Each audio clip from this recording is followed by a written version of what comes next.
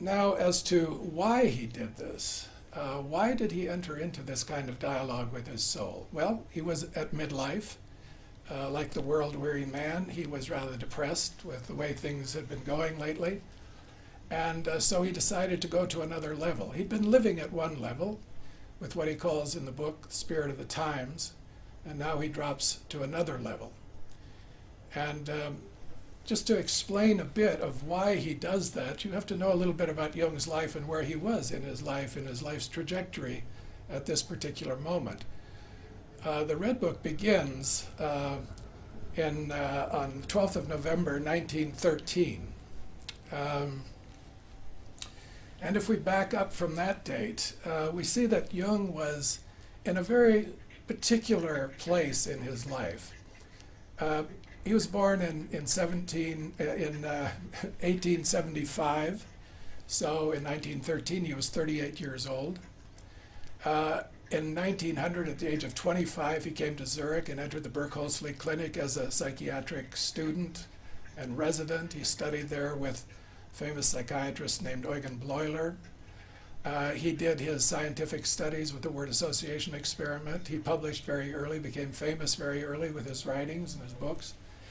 And in 1907, he went and visited Freud in Vienna, and they hit it off, and he became an early member of the Freudian circle and a leader of those early days of psychoanalysis in Europe. And he became the champion of it, and he went out and he defended Freud at all the psychiatric congresses in Europe. Freud declared him his crown prince, and really his way out into the wider world of psychiatry and out of the Jewish ghetto that Freud lived in his close circle, friends and colleagues in Vienna. And so Jung was very important to Freud, and they traveled together to the United States in 1909 to Clark University, and 1910 Jung became the president of the International Psychoanalytic Association. He was the editor of the Jahrbuch, the yearbook, the major publication for psychoanalysis, and every year they had a congress. He was very actively involved. And then he started departing from some of Freud's theories, and they had a falling out and a major dispute when in 1912, actually it was published in, I've got all this here in front of me, on the in September of 1912, Jung published the part 2 of Wandlungen und Symbole der Libido, the transformations and symbols of the libido. And in that book, he really took issue with some of Freud's fundamental doctrines and theories. And so when Freud read this and responded to it, they had an exchange of letters, and it became quite acrimonious, and the dispute sharpened, and finally in December of 1912, Jung wrote a letter of protest to Freud, a very sharp and defensive letter, saying that Freud didn't really understand him, underestimated his work, was afraid of being usurped and passed over, and so on and so forth.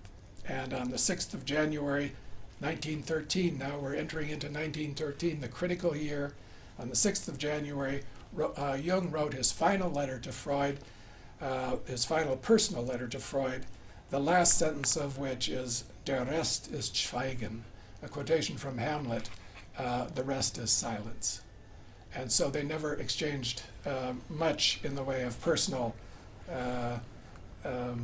dialogue or words after that. Nevertheless, they did meet again at a congress in September of 1913 in Munich. It's the last time they would meet. It was a very difficult congress, very tense. Jung was re-elected president, more or less over the protest of the Viennese and Freud. Nevertheless, he was re-elected. And but he had to decide what to do. Would he want to go on with this, what he had started with the psychoanalysts and with Freud, or did he need to find another way?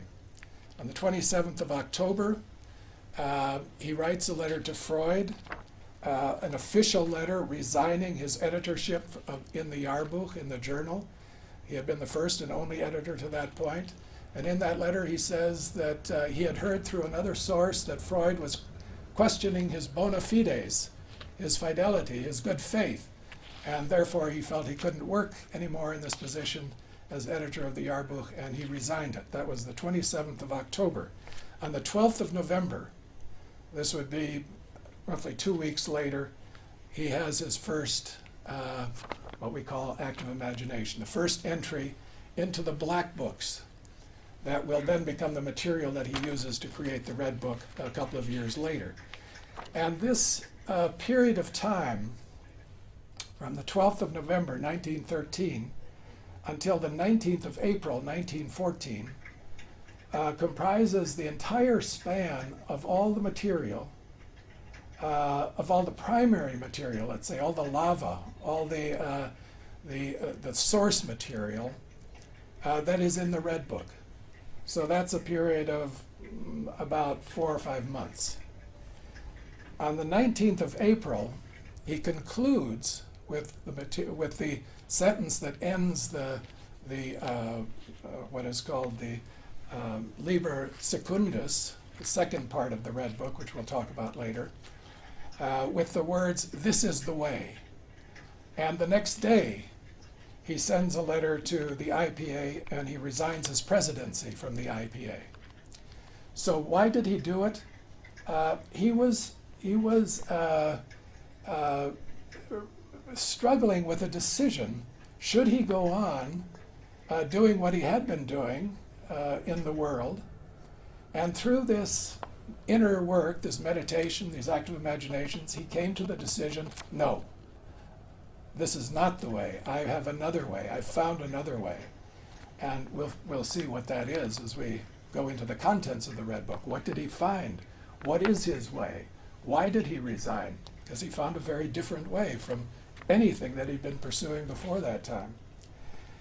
And so the day after he finishes the active imaginations that comprise the Red Book, he resigns as president of the IPA, leaves the psychoanalytic movement altogether, and about a week later, on the 30th of April, he writes to the University of Zurich and he resigns his position in the medical school on the faculty of the University of Zurich.